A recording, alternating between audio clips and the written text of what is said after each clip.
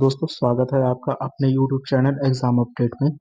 आज मैं सिंधु घाटी सभ्यता के दूसरे लेक्चर के साथ आपके साथ समक्ष उपस्थित हूँ। और यह सिंधु घाटी सभ्यता का अंतिम वीडियो होगा। इसके बाद जो तीसरा वीडियो आपके समक्ष उपस्थित होगा वह प्रश्नोत्तरी पर आधारित होगा। तो चलिए बिना समय गवाए स्टार्ट करते हैं सेकंड दूसरा वीडियो। हमने हड़प्पा और मोहनजोदड़ो को कंप्लीट कर लिया था। अब हम तीसरा सबसे प्रमुख स्थल लोथल के बारे में देखते हैं। ठीक है। लोथल जो स्थल था, इसकी खोजकर्ता जो थे वो थे श्री रंगनाथ राव। 1954 ईस्वी में लोथल की खोज हुई थी। लोथल को लघु हड़प्पा या लघु मोहनजोदड़ो की भी संज्ञा दी जाती है। ठीक है। तो पूछा जाएगा कौन सा स्थल है जिसे लघु हड़प्पा या लघु मोहनजोदड़ो भी कहा जाता है, तो वह लोथल था। लोथल एक ऐसा स्थल था जो एक ही रक्षा प्राचीर से घिरा था, अर्थात इसमें पश्चिमी टीला एवं पूर्वी टीला। ठीक है। जैसे मान लीजिए ये पश्चिमी टीला हो गया, ये पूर्वी टीला हो गया। पहले के स्थलों में हमने देखा कि पश्चिमी टीला अलग घिरा हुआ होता था और पूर्वी टीला जो होता था अलग रक्षा प्राचीर से घिरा हुआ होता था। लेकिन लोथल एक ऐसा स्थल था जिसमें दोनों स्थल एक ही रक्षा प्राचीर से घिरे हुए पाए जाते हैं। ठीक है। अब यहाँ से कौन कौन सी वस्तुएं प्राप्त हुई हैं लोथल से, इसे हम देख लेते हैं। तो प्राप्त वस्तुओं में रंगाई कुंड प्राप्त हुआ है, मनके बनाने के कारखाने हमें मिले हैं, आटा पीसने की चक्की के साक्ष्य हमें यहाँ से मिलते हैं, अग्निकुंड के साक्ष्य हमें यहाँ से प्राप्त होते हैं, चावल तथा बाजरे के साक्ष्य, हाथी दांत का पैमाना हमें यहाँ पे मिलता है। ठीक है। और याद रखिए यहाँ से हमें मम्मी का मॉडल भी मिलता है जो कि मिस्र का है। ठीक है।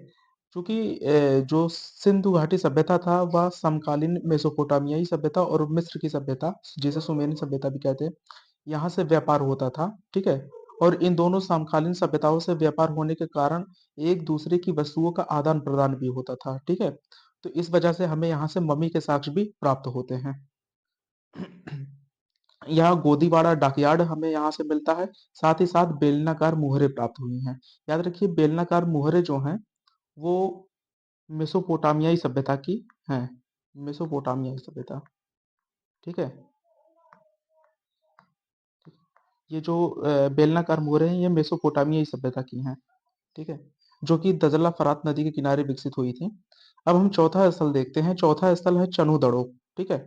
इसके खोजकर्ता माने जाते हैं एनजी मजूमदार को। सिंधु नदी के किनारे यह सभ्यता विकसित हुई थी चनुदड़ो। ठीक है। याद रखिए एक ट्रिक याद रख लीजिए, जिनके पीछे उड़ो, ठीक है, उड़ो आ गया, जैसे मोहनजोदड़ो, चन्हुदड़ो, जुदीर हड़ो। ठीक है। ये सभी सिंधु घाटी सभ्यता, सिंधु नदी के किनारे स्थित, ठीक है, स्थल हैं। ठीक है। जिनके पीछे डो आ गया। ठीक है। तो ये सिंधु नदी के किनारे स्थित स्थल होंगे, मैक्सिमम ये देखा जाएगा। नेक्स्ट देखते हैं। यहाँ पे झूकर झाकर संस्कृति के साक्ष्य हमें देखने को मिलते हैं। ठीक है। पश्चिमी टीला एवं पूर्वी टीला यहाँ पे दुर्गीकृत नहीं था। मान लीजिए ये पश्चिमी टीला है और यह पूर्वी टीला है, तो यहाँ पे कोई दुर्गीकरण के साक्ष्य हमें नहीं मिलते। ठीक है। अर्थात यहाँ पर कोई भी रक्षा प्राचीर हमें देखने को नहीं मिलता है। नेक्स्ट देखते हैं। मनके बनाने के कारखाने यहाँ से हमें मिले हैं, सौंदर्य प्रसाधन की वस्तुएं भी मिली हैं, यहाँ से लिपस्टिक के साक्ष्य भी मिले हैं हमें। ठीक है। और वक्राकार ईंटें हमें प्राप्त हुई हैं। अर्थात ईंटें जो थी ये वक्राकार दीवारों पे लगाने के लिए, इसके अलंकरण के लिए हमें वक्राकार ईंटें यहाँ से मिली हैं। और इन ईंटों पे जो है, ठीक है, इन ईंटों पे हमें कुत्ते द्वारा बिल्ली का पीछा किए जाने का साक्ष्य हमें देखने को मिलता है। नेक्स्ट पांचवा स्थल कालीबंगा। ठीक है। कालीबंगा की जो खोज की थी वो 1957 में अमलानंद घोष द्वारा की गई थी। ठीक है। और यह वर्तमान में राजस्थान के नगर जिले में स्थित है और यह घग्गर नदी के तट पर स्थित था। ठीक है। तो याद रखिए कालीबंगा जो स्थल है उसकी खोज अमलानंद घोष ने की थी और वह गंगानगर जिले में घग्गर नदी के किनारे स्थित था। कालीबंगा के बारे में और चीजें हम देख लेते हैं कि क्या क्या चीजें इसमें प्रसिद्ध थी। याद रखिए यहाँ पे हमें ग्रिड पद्धति पर जुते हुए खेत भी प्राप्त होते हैं। ठीक है। अर्थात इनमें जो सिंधु घाटी सभ्यता का जो स्थल है कालीबंगा, यहाँ पे दो फसलों की खेती एक साथ की जाती थी। ठीक है। यह एक प्राक हड़प्पाई स्थल है। यहाँ पे हमें बच्चे की खोपड़ी में 6 छेद देखने को मिलते हैं, जिससे यह पता चलता है कि यहाँ पे शल्य चिकित्सा भी अपने उन्नत अवस्था में था। हिंद देव मित्र इसके कालीबंगा के बारे में कहते हैं कि इसका पतन जो हुआ था वो भूकंप से हुआ था, ठीक है? अर्थात कालीबंगा का जो पतन हुआ था वो भूकंप से हुआ था, ऐसा हिंददेव मित्र का मानना था। छठा स्थल देखते हैं धौलावीरा। यह भी काफी प्रमुख स्थल है। हमें यहाँ से पर्याप्त मात्रा में जलाशय और साथ ही साथ यहाँ पे जल प्रणाली सिंधु घाटी सभ्यता की सबसे उन्नत यहीं पर ही थी। ठीक है। तो इसके खोजकर्ता जो हैं वो जगतपति जोशी माने जाते हैं और इसकी खोज 1967 से लेकर 1968 के बीच में की गई थी। यह गुजरात के भचाऊ जिला, याद रखिए भड़ौच जिला नहीं है, भचाऊ जिला है। ठीक है। गुजरात के भचाऊ जिले में खादिर द्वीप के उत्तरी भाग में कच्छ के रण में यह स्थित है। ठीक है। मैंने आपको पहले भी बताया कि गुजरात में दो तरीके के स्थल है, एक खंभात की खाड़ी में स्थित है और एक कच्छ की खाड़ी में स्थित है। ठीक है। तो यह जो था यह कच्छ की खाड़ी में स्थित था धौलावीरा। ठीक है। यह एक तटीय क्षेत्र था। हम देख लेते हैं कुछ महत्वपूर्ण बिंदुओं, क्योंकि संत सैंधव सभ्यता की सबसे बड़ी लिखित लिपि का जो साक्ष्य हमें प्राप्त होता है वो यहीं से प्राप्त होता है।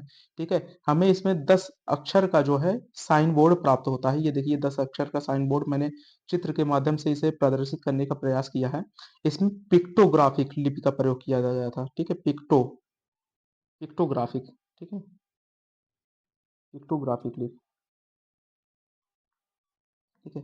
अर्थात इसमें चित्रात्मक लिपि का प्रयोग किया गया था। इसमें 10 अक्षर का हमें नेम प्लेट देखने को मिलता है। और इसकी एक खासियत और है कि यह एक ऐसा स्थल था जो 3 भागों में बटा हुआ था। हमने अभी तक जितने भी स्थल देखे वो या तो पूर्वी टीले और पश्चिमी टीलों में विभाजित थे, लेकिन यहाँ पे एक मध्यमा भी था। ठीक है। जिसे स्टेडियम यहाँ पे स्टेडियम भी कहा जाता है। ठीक है। पश्चिमी टीला और पूर्वी टीले के बीच एक मध्यमा था और यहाँ पे एक स्टेडियम भी मौजूद था। ठीक है। तो यह एक एकमात्र ऐसा नगर था जो कि 3 भागों में विभाजित था। इसकी कुछ प्रमुख खासियत है। और इसकी जो सबसे मुख्य खासियत है कि यहाँ पे 30% भाग, अर्थात कि धौलावीरा के जो संपूर्ण क्षेत्रफल के 30% भाग पे जलाशय मौजूद थे, जिनमें 16 बड़े तालाब और 2 बड़े नहरें थीं। ठीक है। यानी कि यहाँ का जो जल प्रबंधन था वो उत्तम कोटि का था। जल प्रबंधन प्रणाली काफी उन्नत अवस्था में यहाँ पे थी। नेक्स्ट 7वां स्थल हम देखते हैं बनावली। ठीक है। तो बनावली के बारे में हम जानते हैं कि यह हरियाणा में के हिसार जिले में स्थित है। ठीक है। और इसकी जो खोज की थी वो आर एस बिष्ट ने की थी 1973 ईस्वी के आसपास। ठीक है। और बनावली से जो हमें प्राप्त हुए अच्छी किस्म के जौ के साक्ष्य हमें यहाँ से देखने को मिलते हैं। और यहाँ पे एक कमी थी कि यहाँ पे जो जल निकासी प्रणाली थी वो थोड़ी अव्यवस्थित थी। ठीक है। बाकी हम देखते हैं अन्य जगहों पर जल निकासी प्रणाली काफी उन्नत अवस्था में थी। नालियों की सफाई के लिए चक्रकूप विधि का प्रयोग किया जाता था। अन्य कुछ महत्वपूर्ण स्थलों पर नजर डालते हैं कि कौन कौन से अन्य महत्वपूर्ण स्थल हैं। याद रखिए जो 7 महत्वपूर्ण स्थल हैं सिंधु घाटी सभ्यता के, इसके अलावा लगभग 20 स्थल ऐसे हैं जो कि कम महत्वपूर्ण हैं अपेक्षाकृत, लेकिन वहां से भी क्वेश्चन अधिकतर पूछे गए हैं। खास तौर से यूपी पीसीएस एग्जाम में उत्तर प्रदेश के सिंधु घाटी सभ्यता के जितने भी स्थल हैं उन्हें हमें देखना जरूरी है। ठीक है। तो अन्य महत्वपूर्ण स्थलों को हम नजर डालते हैं। पहला स्थल है मांडा। तो याद रखिए मांडा जो था वो सबसे उत्तरी स्थल था और यह चिनाब नदी के किनारे स्थित था। दूसरा स्थल की बात करते हैं तो वह रोपड़ है, पंजाब राज्य में, जिसकी खुदाई का श्रेय जो है यज्ञदत्त शर्मा को जाता है। ठीक है। तो पूछेगा कि रोपड़ की खोज किसने की थी, तो यज्ञदत्त शर्मा जी ने की थी। और स्वतंत्रता के पश्चात उत्खनित यह सबसे पहला स्थल था। ठीक है। 1947 अर्थात भारत की आजादी के बाद जो सबसे पहला स्थल खोजा गया था वो रोपड़ ही था। ठीक है। रोपड़ यह पंजाब राज्य में स्थित है। दूसरा देखते हैं दधेरी। यह परवर्ती हड़प्पा का एक स्थल है, दधेरी। तो बात करते हैं संघोल की, तो संघोल से हमें तांबे की छेनी मिली है तथा वृत्ताकार अग्निकुंड के हमें साक्ष्य मिलते हैं। रोपड़, दधेरी और संघोल ये तीनों के तीनों स्थल पंजाब राज्य में स्थित हैं। अब हम बात करते हैं हरियाणा में स्थित सिंधु घाटी सभ्यता के कुछ प्रमुख स्थलों की। तो इसमें सबसे प्रमुख स्थल है राखीगढ़ी। राखीगढ़ी जो है भारत में स्थित हड़प्पा सभ्यता का सबसे बड़ा स्थल है। ठीक है। हड़प्पा सभ्यता का सबसे बड़ा स्थल कौन है? राखीगढ़ी। लेकिन अगर हम संपूर्ण हड़प्पा सभ्यता की बात करें तो संपूर्ण हड़प्पा सभ्यता में सबसे बड़ा स्थल है पाकिस्तान का गनेरी वाला। ठीक है। कुड़ाल की बात करते हो तो कुड़ाल से हमें चांदी का मुकुट प्राप्त होता है। ठीक है। यह भी हरियाणा राज्य में स्थित है। अब हम बात करते हैं उत्तर प्रदेश के सिंधु घाटी सभ्यता के कुछ प्रमुख स्थलों की। तो याद रखिए बागपत, अभी हाल ही में बागपत काफी खबरों में रहा। ठीक है, सनौली नामक क्षेत्र, यहाँ से रथ का हमें साक्ष्य मिलता है। सहारनपुर के कुछ प्रमुख स्थल, जिसमें बड़गांव, हुलास, अंबारखेड़ा और सकतपुर। याद रखिए हुलास जो स्थल है, या यूपी पीसीएस एग्जाम में ऑलरेडी पूछा जा चुका है कि हुलास किस राज्य में स्थित है। तो याद रखिए उत्तर प्रदेश के सहारनपुर में हुलास स्थित है। ठीक है। मेरठ की बात करें तो मेरठ में आलमगीरपुर, आलमगीरपुर जो है हिंडन नदी के किनारे स्थित है, और यह सिंधु घाटी सभ्यता का सबसे पूर्वी स्थल माना जाता है। ठीक है। दूसरा स्थल है हस्तिनापुर, तीसरा स्थल है भगवानपुरा।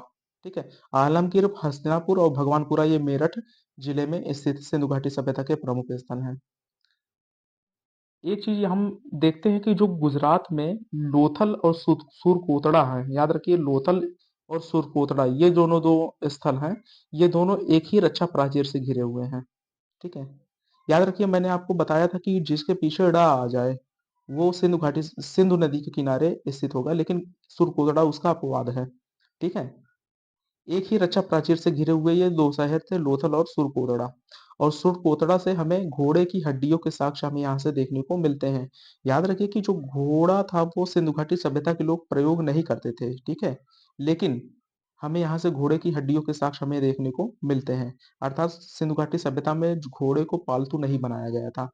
ठीक है। रंगपुर की बात करते हैं तो रंगपुर से हमें धान की भूसी के साक्ष्य मिले हैं। ठीक है। रंगपुर से धान की भूसी के साक्ष्य मिले हैं। यह भादर नदी के किनारे स्थित था।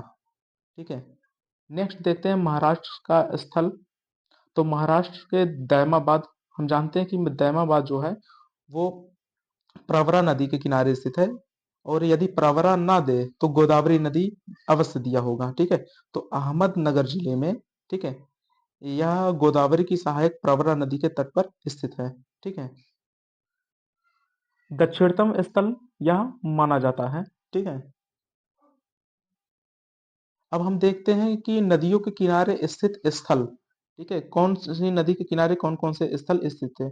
तो सिंधु नदी के किनारे मोहनजोदड़ो, चन्हूदड़ो, आमरी, अल्लादीनो और कोटदीजी।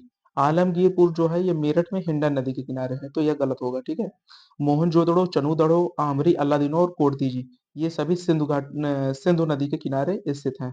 यदि हम बात करें दैमाबाद की, तो दैमाबाद जो है प्रवरा नदी के किनारे स्थित है। प्रवरा नदी जो है वो गोदावरी नदी की ट्रिब्यूटरी है।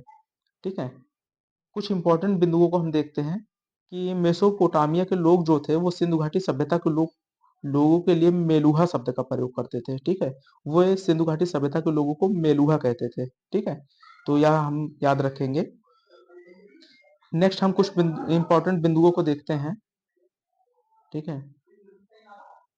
याद रखिए मांडा, मांडा जो है वो चिनाब नदी के किनारे स्थित है। यदि हम बात करें राखी गढ़ी की, तो राखी गढ़ी जो है वो, सॉरी, रावी नदी के किनारे हड़प्पा नामक स्थल स्थित है। जो हड़प्पा है वो रावी नदी के बाएं तट पर स्थित है। ठीक है। नेक्स्ट, सतलज नदी के किनारे रोपड़ नामक स्थल स्थित है पंजाब राज्य में। बनावली, राखीगढ़ी, कुड़ाल और कालीबंगा ये घग्गर नदी के किनारे स्थित है। यदि हम बात करें लोथल की, लोथल जो है वो भोगवा नदी के किनारे स्थित एक प्रमुख स्थल है। ठीक है। लोथल जो है वो बंदरगाही नगर था। ठीक है, अर्थात यह बंदरगाह था। यहाँ से व्यापार एवं वाणिज्य जो था वो अक्सर किया जाता था। ठीक है। अगर हम बात करें हिंडन नदी के किनारे स्थित, तो हिंडन नदी के किनारे जो है आलमगीरपुर नामक जो था शहर स्थित था। ठीक है। आलमगीरपुर जो था यह स्थित था, और यह जो है सबसे पूर्वी स्थल माना जाता है। यदि हम बात करें ताप्ती नदी की, तो ताप्ती नदी के किनारे मालवन नामक शहर स्थित था। भादर नदी, रंगपुर जो स्थल था यह भादर नदी के किनारे स्थित था। बात करें दैमाबाद की, तो यह गोदावरी या प्रवरा नदी के किनारे स्थित था। और याद रखिए जो दैमाबाद स्थल है, ठीक है, ये सबसे दक्षिणतम स्थल है। ठीक है। सबसे साउदर्न जो है हमारा स्थल है सिंधु घाटी सभ्यता का। सुतका गेंडोर या दास्क नदी के किनारे स्थित था। ठीक है। अच्छा, एक चीज और यहाँ पे हम कुछ समाज के बारे में देख लेते हैं। तो यहाँ की जो मापन पद्धति थी व्यापार वाणिज्य में, ये 16 के गुणक के रूप में प्रयोग की जाती थी। अर्थात 16 के गुणक से आशय क्या है, हम जानते हैं कि हमारे यहाँ चलता है 10 ग्राम, ठीक है, 100 ग्राम, ठीक है, 1 केजी, अर्थात ये 10 के गुणक के रूप में है। यहाँ से मल्टीप्लाई कर 10 में मल्टीप्लाई करेंगे तो हमें 100 ग्राम प्राप्त होगा, 100 में मल्टीप्लाई करेंगे 10 का तो हमें 1 केजी प्राप्त होगा। ठीक है, तो इसी प्रकार यह हमें 10 के गुणक के रूप में देखने को मिलता है वर्तमान में, लेकिन उस समय 16 के गुणक के रूप में यह मानक प्रयोग में लाया जाता था। ठीक है, एक क्वेश्चन पूछा गया है अक्सर एग्जाम में कि वे कौन से व्यक्ति थे जिन्होंने 2 बार हड़प्पा सभ्यता का दौरा किया था। तो याद रखिए वो थे अलेक्जेंडर कनिंघम। उन 1861 में, ठीक है, जब पुरातत्व विभाग की स्थापना हुई थी तो अलेक्जेंडर कनिंघम जो थे आर्कियोलॉजिकल सर्वे ऑफ इंडिया के जो थे हेड थे। ठीक है, आगे चल के हम देखते हैं कि जब लॉर्ड कर्जन द्वारा पुरातत्व विभाग की पुनः स्थापना की जाती है तो जॉन मार्शल जो है इसके अध्यक्ष बनते हैं। ठीक है, लेकिन जो सबसे पहले पुरातत्व विभाग की अध्यक्षता की थी, ठीक है, आर्कियोलॉजिकल सर्वे ऑफ इंडिया की अध्यक्षता की थी, वो अलेक्जेंडर कनिंघम महोदय ने की थी और इन्होंने 2 बार हड़प्पा सभ्यता का दौरा किया था। ठीक है, चन्हू चन्हू के बारे में हम कुछ देखते हैं कि यह एक ऐसा स्थल था जहां कोई भी रक्षा प्राचीर नहीं थी। ठीक है, अर्थात यहाँ पर कोई भी रक्षा प्राचीर नहीं था, ये चारों तरफ से खुला हुआ स्थल था। ठीक है, सिंधु घाटी सभ्यता के घरों की कुछ प्रमुख विशेषताएं देखते हैं तो जो घर का दरवाजा होता था वो मुख्य सड़क पर ना खुलकर गलियों में खुलता था, अर्थात जो सड़कें थी वो जो थी समकोण पर एक दूसरे को काटती थी। ठीक है, यह नगर विन्यास था। मान लीजिए ये घर बने हुए हैं सड़कों के किनारे, ठीक है, ये घर बने हुए हैं सड़कों, तो ये मुख्य सड़क पर इसके द्वार ना खुलकर ये पीछे गलियों में खुलते थे। ठीक है, ये पीछे गलियों में खुलते थे, लेकिन एक अपवाद भी है। ठीक है, याद रखिए जो लोथल है वो अपवाद है, अर्थात लोथल में जो घर के मुख्य दरवाजे थे वो मुख्य सड़कों पर ही खुलते थे। ठीक है, लोथल को छोड़कर अन्य जितने भी स्थल थे सबके जो मुख्य दरवाजे थे वो गलियों में खुलते थे। नेक्स्ट देखते हैं समाज। तो जो सिंधु घाटी सभ्यता का जो समाज था, ठीक है, उसमें 3 वर्गों में विभाजित था: विशिष्ट वर्ग, मध्यम वर्ग और कमजोर वर्ग। याद रखिए विशिष्ट वर्ग जो था वो दुर्ग या गढ़ी में निवास करता था जिसे पश्चिमी टीला भी कहते हैं, जिसमें शासक वर्ग और पुरोहित वर्ग शामिल थे। ठीक है, मध्यम वर्ग में व्यापारी, छोटे व्यापारी, कारीगर और जुलाहे आते थे। वहीं हम बात करें कमजोर वर्गों की तो वहां पे मजदूर और दास जो थे ये शामिल थे। ठीक है, और जो बड़े व्यापारी थे वो अक्सर विशिष्ट वर्गों में आते थे, चूंकि शासन शासक वर्ग का कोई भी अस्तित्व नहीं था, इसलिए जो व्यापारी वर्ग था उसे ही हम शासक वर्ग मान सकते हैं। ठीक है, अगर हम बात करें व्यवसाय निर्धारण की, ठीक है, व्यवसाय वर्गीकरण की, तो व्यवसाय कुछ निम्न प्रकार थे: योद्धा, ठीक है, व्यक्ति या तो योद्धा हुआ करते थे या विद्वान हुआ करते थे, या फिर व्यापार या वाणिज्य में लगे हुए थे, ठीक है, जो प्रशासनिक कार्यभार भी देखते थे, साथ ही साथ श्रमिक जो कि निम्न वर्ग था। ठीक है, यदि हम बात करें सर्वाधिक संख्या जो सिंधु घाटी सभ्यता के लोगों की थी वो भूमध्य सागरीय थी। ठीक है, अर्थात जो सिंधु घाटी सभ्यता में अधिकतर लोग थे वो भूमध्य सागरीय प्रजाति के थे, लेकिन हमें नर्तकी की मूर्ति जो थी, नर्तकी की मूर्ति हमने आपको पहले वीडियो में बताया था, जो नर्तकी की मूर्ति प्राप्त हुई थी वो प्रोटो ऑस्ट्रेलाइड थी। ठीक है, प्रोटो ऑस्ट्रेलाइड, यही हमारे लिए सबसे अनोखा देखने को मिलता है। ठीक है, कि जो नर्तकी की मूर्ति थी वो प्रोटो ऑस्ट्रेलाइड थी और सिंधु घाटी सभ्यता के जो अधिकतर लोग थे वो भूमध्य सागरीय थे। ठीक है, तो नर्तकी की जो मूर्ति थी वो कांसे की बनी हुई मूर्ति हमें प्राप्त होती है मोहनजोदड़ो से। ठीक है, अगर हम बात करते हैं स्त्रियों की समाज में क्या स्थिति थी, तो समाज जो था मातृसत्तात्मक था। ठीक है, स्त्रियों को उर्वरता की देवी के रूप में या शक्ति के रूप में पूजा जाता था। ठीक है, और स्त्रियों को जो है जननी या माता के रूप में पूजा जाता था। ठीक है, हम देखते हैं कि हमें मातृ देवी की मूर्ति हमें यहाँ से प्राप्त होती है। ठीक है, मातृ देवी की, और इनकी योनि से हमें वृक्ष को निकलता हुआ दिखाया जाता है।